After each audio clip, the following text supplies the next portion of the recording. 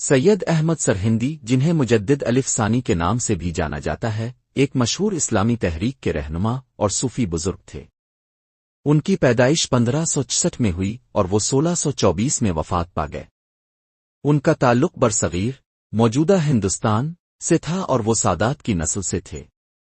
بعض روایات سے یہ ثابت ہوتا ہے کہ ہر 1000 سال کے بعد تجدید دین کے لیے اللہ تعالیٰ ایک مجدد مبعوث فرماتا ہے۔ چنانچہ علماء کا اتفاق ہے کہ عمر بن عبدالعزیز کے بعد دوسرے 1000 سال کے مجدد اب ہی ہیں، اسی لیے اب کو مجدد الف ثانی کہتے ہیں۔ شیخ احمد سرہندی نے دینی اور دنیاوی دونوں علوم میں کمال حاصل کیا۔ وہ فلسفہ اور منطق جیسے مشکل علوم کے ماہر تھے اور ساتھ ہی تصوف اور شریعت کے میدان میں بھی عظیم مقام رکھتے تھے۔ انہوں نے صوفی ازم کو قرآن و سنت کے مطابق ڈھالنے کی کوشش کی اور انحرافت کو ختم کیا۔ احمد سرہندی نے اپنے وقت کے مغل سلطنت کے دور میں اسلامی تعلیمات کی ترویج اور صوفیائی افکار کی اصلاح کے لیے بڑی کوششیں کیں۔ ان کی تعلیمات میں توحید، شریعت اور طریقت کے اصول شامل تھے۔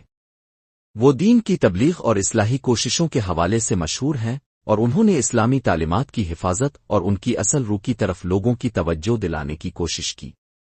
انہیں امام ربانی بھی کہا جاتا ہے کیونکہ انہوں نے مسلمانوں کو اللہ کی طرف رجوع کرنے کی تلقین کی اور اسلامی تعلیمات کو عام کرنے میں نمایاں کردار ادا کیا۔ مجدد الف ثانی کی تصانیف جیسے مکتوبات ان کی فکری بصیرت اور روحانی تعلیمات کا عکاس ہے۔ وہ اللہ کے قریب ہونے اور روحانی ترقی کے لیے صبر و استقامت پر زور دیتے تھے۔ ان کا یہ پیغام آج بھی دنیا بھر کے مسلمان مانتے ہیں اور ان کی تعلیمات کی قدر کرتے ہیں۔ سید احمد سرہندی اور بادشاہ جہانگیر کے درمیان تنازع ایک اہم تاریخی واقعہ ہے جو مغل سلطنت کے دور میں پیش آیا۔ یہ تنازع بنیادی طور پر مذہبی اور سیاسی اختلافات کی وجہ سے کھڑا ہوا۔ جہانگیر کے دور میں خاص طور پر مغل دربار میں ہندوؤں کی رسومات اور مذہبی روایات کو فروغ دیا جا رہا تھا۔ سید احمد سرہندی نے اس پر سخت تنقید کی اور اسلامی تعلیمات کی حفاظت کی ضرورت پر زور دیا۔ انہوں نے محسوس کیا کہ جہانگیر کا رویہ اسلام کی حقیقی روح سے متصادم ہے۔ سید احمد سرہندی کی صوفیانہ تحریک نے انہیں ایک عوامی رہنما بنا دیا تھا اور وہ لوگوں کی روحانی رہنمائی کرنا چاہتے تھے۔ جہانگیر کی حکومت کے کچھ اقدامات کو وہ اسلامی اصولوں کے خلاف سمجھتے تھے، جس کی وجہ سے دونوں کے درمیان کشیدگی بڑھ گئی۔ سید احمد سرہندی نے جہانگیر کے بارے میں اپنے مکتوبات میں تنقید کی اور ان کی بعض پالیسیوں کو غلط قرار دیا۔ یہ مکتوبات اس وقت کے سیاسی اور مذہبی حالات کی عکاسی کرتے ہیں۔ یہ تنازع اس لیے بھی اہم ہے کہ اس نے وقت کے اسلامی مفکرین اور حکومت کے درمیان ایک نیا تفکر پیدا کیا۔ سید احمد سرہندی کا موقف نہ صرف ان کے زمانے میں بلکہ بعد کے دور میں بھی اسلامی تحریکات کے لیے بہت معنی رکھتا ہے۔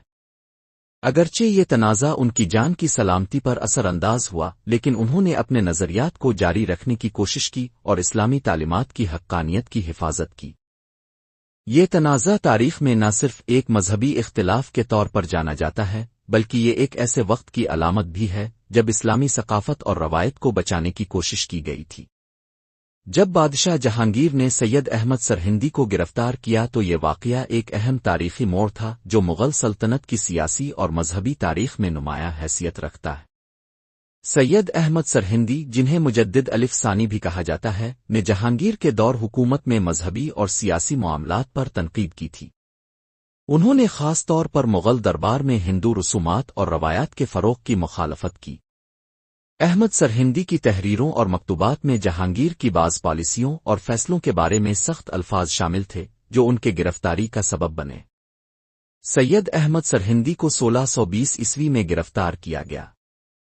انہیں ایک سازش کے تحت قید میں ڈالا گیا جس کا مقصد ان کی بڑھتی ہوئی مقبولیت اور اثر و رسوخ کو کم کرنا تھا۔ جہانگیر کے دربار میں بعض مفاد پرست عناصر نے بھی سید احمد سرہندی کے خلاف جھوٹی اطلاعات دی۔ سید احمد سرہندی کی قید کے باوجود ان کی روحانی حیثیت اور تعلیمات نے عوام میں مزید مقبولیت حاصل کی۔ لوگ انہیں ایک مظلوم صوفی کے طور پر دیکھنے لگے جو مذہبی اصولوں کی خاطر قید میں تھے۔ قید کے دوران بھی انہوں نے اپنے مکتوبات اور تحریروں کے ذریعے اپنے پیغام کو پھیلانے کی کوشش کی۔ یہ تحریریں آج بھی مسلمانوں کے لیے رہنمائی کا ذریعہ ہے۔ بالآخر کچھ وقت بعد سید احمد سرہندی کو رہائی ملی، لیکن یہ واقعہ ان کی شخصیت اور تعلیمات کے لیے ایک اہم سنگ میل بن گیا۔ ان کی اس جدوجہد نے بعد کی نسلوں کو متاثر کیا اور اسلامی تحریکات کی بنیاد رکھی۔ یہ واقعہ اس بات کا ثبوت ہے کہ حق کی آواز اور ایمان کی بنیاد ہر مشکل وقت میں بلند رہتی ہے۔ احمد سرہندی کو مجدد الف ثانی کے لقب سے یاد کیا جاتا ہے کیونکہ انہوں نے اسلام کی تجدید اور احیا میں نمایاں کردار ادا کیا۔ وہ مغل بادشاہ اکبر کے دور میں پیدا ہوئے جب دین الہی اور دیگر غیر اسلامی رجحانات اسلامی معاشرے پر اثر انداز ہو رہے تھے۔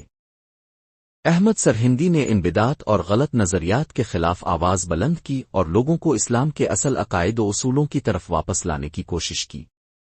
ان کے دینی اور اصلاحی کام کی وجہ سے انہیں مجدد کہا گیا، جو کسی دین کی تجدید کرنے والے کے لیے استعمال ہوتا ہے، اور الف ثانی کا مطلب ہے دوسری ہزاری، یعنی وہ اسلام کی دوسری 1000 سالہ تاریخ میں ایک عظیم مجدد کے طور پر جانے جاتے ہیں۔ انہوں نے صوفیانہ تعلیمات کو شریعت کے مطابق کیا اور بدعات کے خاتمے کے لیے بہت محنت کی، جس کی وجہ سے اسلامی تاریخ میں ان کا مقام انتہائی بلند ہے۔ 1624 میں ان کا انتقال ہوا اور انہیں سرہند، موجودہ بھارت، میں دفن کیا گیا۔ ان کا مزار آج بھی زیارت گاہ ہے اور دنیا بھر کے لوگ وہاں آ کر دعا کرتے ہیں۔